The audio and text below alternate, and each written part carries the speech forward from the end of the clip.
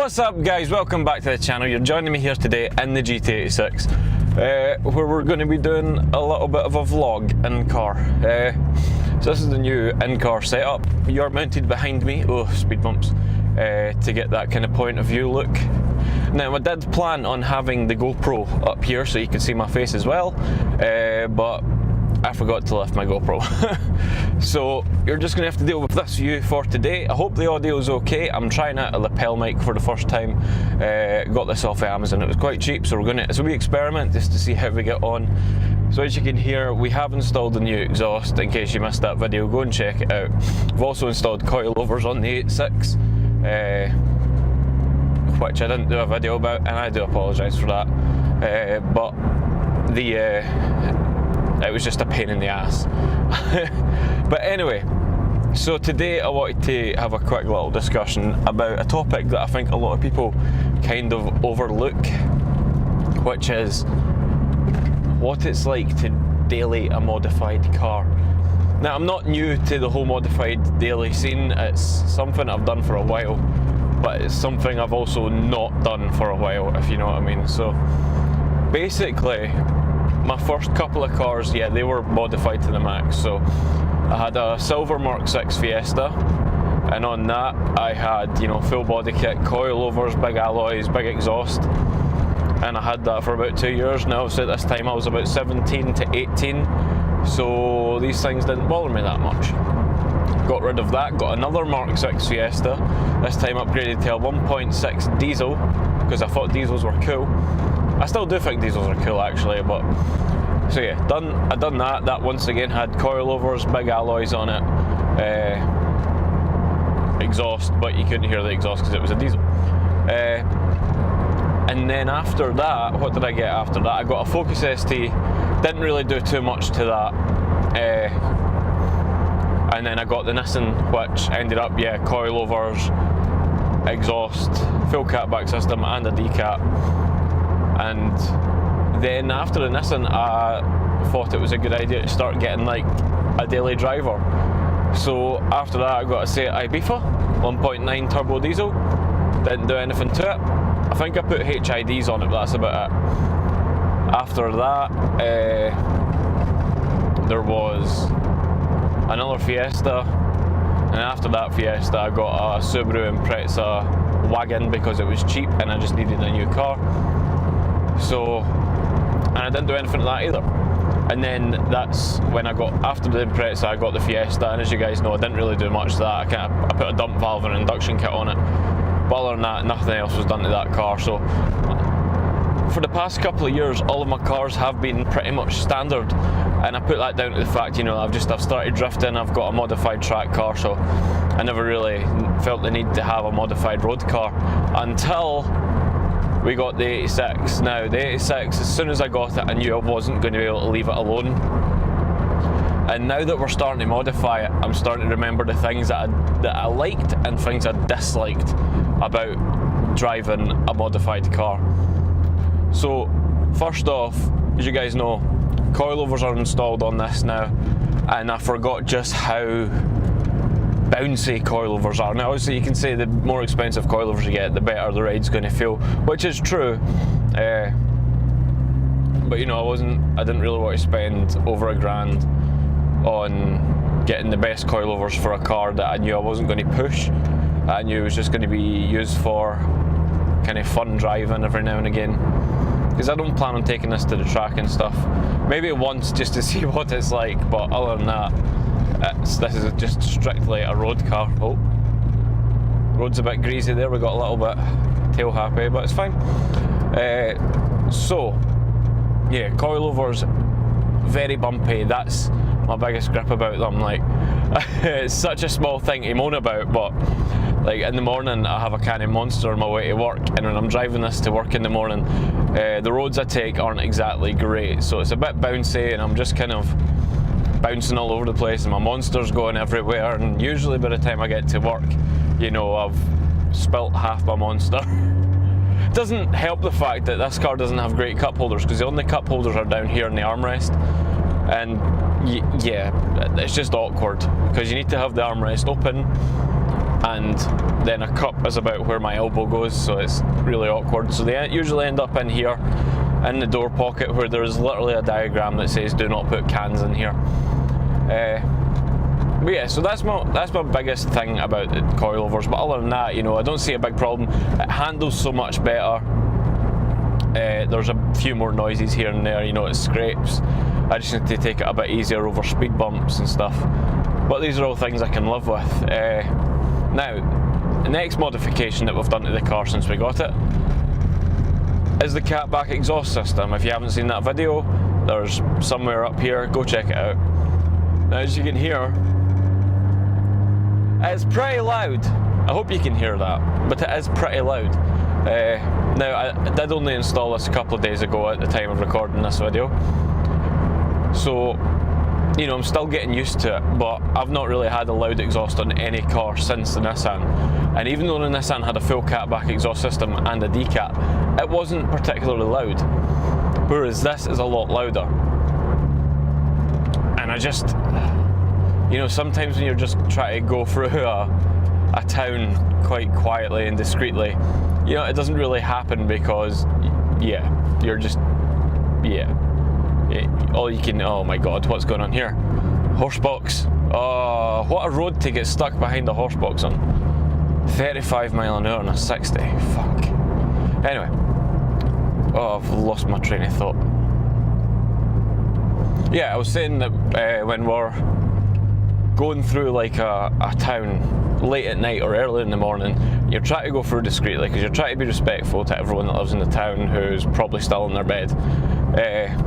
It's kind of hard because, well, you can hear why it's loud, why it's hard, sorry. And, you know, yeah, this is a problem. Like, I never wanted to be that guy that drove through a town with the stupid loud exhaust, stupid at night, and woke everybody up. And this definitely isn't the loudest exhaust you can get. Like this, I got this exhaust because it wasn't too loud. I really just wanted a bit of noise, and you can hear right now. Like I'm cruising in third gear. We're doing like 25 mile an hour because it's horsebox, and it's not too bad. But it's if I get stopped at lights in the middle of a town and then try to pick away, and then that's when it's quite loud and I feel quite bad. Well, than that, you just need to be respectful, kind of slow it down, high gears, just keep the revs down low, kind of just kind of let the car roll when you can. But other than that, you know, when it's the middle of the day and I'm on a back road and I can do stupid shit, well not stupid shit, but I can drive a little bit faster and I can really listen to my exhaust. I really love it. It's just a good mod. Just a good mod, and I do really love it. You can see why the coilovers are a bit stiff there. Yeah, no, it's a couple of things. Like I kind of forgot about these things until I'd done them, and then I was like, crap. You know, and another bad thing about the exhaust is like you go from being this discreet little car to just being so obvious. So if you do anything at all, you know, and the police see you, you're done. Like, I accelerate hard away from something, yeah, they hear me, I'm done, you know, they're coming to get me. But other than that, it's not too bad, you know, you just, as I said, you just have to be respectful.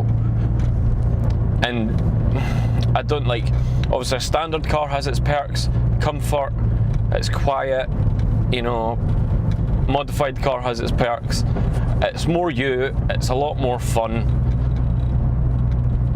and it's just more enjoyable for someone like me, you know, a car enthusiast. And I do enjoy it more now that it's like this. It's just sometimes I could really go back to standard. My thing with a road car is I don't like to permanently modify something, so any modification I do, I like it to be reversible.